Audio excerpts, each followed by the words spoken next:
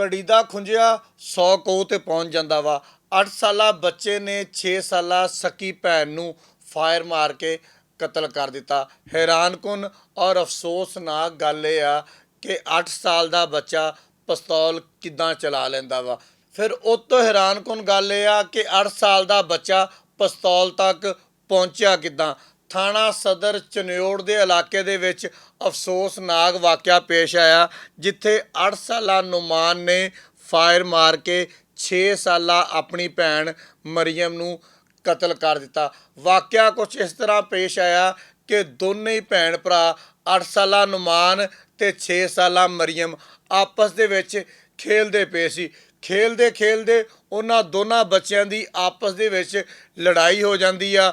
ਨੁਮਾਨ ਜਾਂਦਾ ਵਾ, 8 ਸਾਲਾ ਨੁਮਾਨ ਜਾਂਦਾ ਵਾ, ਜਾ ਕੇ ਆਪਣੇ ਅੱਬੇ ਦਾ ਪਿਸਤੌਲ ਚੱਕਦਾ ਵਾ, ਉਹਨੂੰ ਲੋਡ ਕਰਦਾ ਵਾ, ਲੋਡ ਕਰਕੇ ਤੇ ਆਪਣੀ ਭੈਣ ਨੂੰ ਗੋਲੀ ਮਾਰ ਦਿੰਦਾ ਵਾ। 6 ਸਾਲਾ ਮਰੀਮ ਮੌਕੇ ਤੇ ਅੱਲਾ ਨੂੰ ਪਿਆਰੀ ਹੋ ਜਾਂਦੀ ਹੈ। ਹੁਣ ਤੁਸੀਂ ਮੈਨੂੰ ਇਹ ਗੱਲ ਦੱਸਣਾ ਕਿ 8 ਸਾਲਾ ਬੱਚੇ ਨੂੰ ਪਿਸਤੌਲ ਕਿਹਨੇ ਸਿਖਾਇਆ ਕਿ ਤੁਸੀਂ ਜਾ ਕੇ ਆਪਣੇ ਅੱਬੇ ਦਾ ਪਿਸਤੌਲ ਚੱਕੋ, ਉਹਨੂੰ ਲੋਡ ਵੀ ਕਰੋ, ਉਹਦੇ ਵਿੱਚ ਗੋਲੀ ਵੀ ਹੋਵੇ ਤੇ ਆਪਣੀ ਭੈਣ ਨੂੰ ਮਾਰ ਦੇਵੋ। ਮੈਂ ਗੁਜ਼ਾਰਿਸ਼ ਕਰਾਂਗਾ ਇੱਥੇ ਵਾਲਦੈਨ ਨੂੰ, 6 ਸਾਲਾ ਮਰੀਮ ਇਸ ਦੁਨੀਆ ਤੋਂ ਚਲੀ ਗਈ, ਉਹਨੇ ਵਾਪਸ ਨਹੀਂ ਆਉਣਾ, ਲੇਕਿਨ ਬਾਕੀ ਸਾਰੇ ਵਾਲਦੈਨ ਤਾਂ ਇਹਨਾਂ ਗੱਲਾਂ ਦਾ ਖਿਆਲ ਕਰੋ ਨਾ।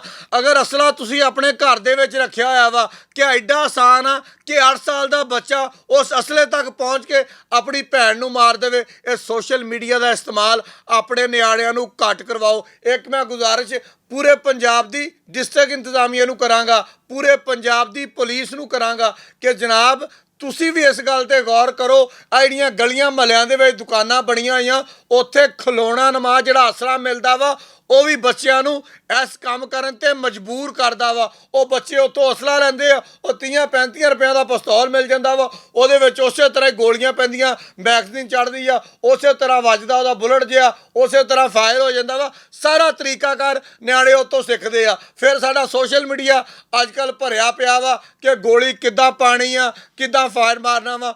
ਉਹਦਾ ਨਤੀਜਾ ਸਾਨੂੰ ਥਾਣਾ ਸਦਰ ਚਨਿਓੜ ਦੇ ਇਲਾਕੇ 'ਚ ਮਿਲਿਆ ਵਾ, ਜਿੱਥੇ ਸਿਰਫ 8 ਸਾਲਾ ਨੁਮਾਨ ਨੇ ਆਪਣੇ ਵਾਲਦ ਦਾ ਪਿਸਤੌਲ ਚੱਕ ਕੇ ਆਪਣੀ ਸਕੀ ਭੈਣ 6 ਸਾਲਾ ਮਰੀਮ ਨੂੰ ਕਤਲ ਕਰ ਦਿੱਤਾ। ਖੈਰ ਜੀ, ਵਾਲਦੈਨ ਨੇ ਕਾਰਵਾਈ ਤੋਂ ਇਨਕਾਰ ਕਰ ਦਿੱਤਾ। ਹੁਣ ਤੁਸੀਂ ਮੈਨੂੰ ਦੱਸੋ, ਵਾਲਦੈਨ ਆਖਰ ਕਾਰਵਾਈ ਕਰਵਾਉਣ ਤੇ ਕਿਹਦੇ ਤੇ ਕਰਵਾਉਣ?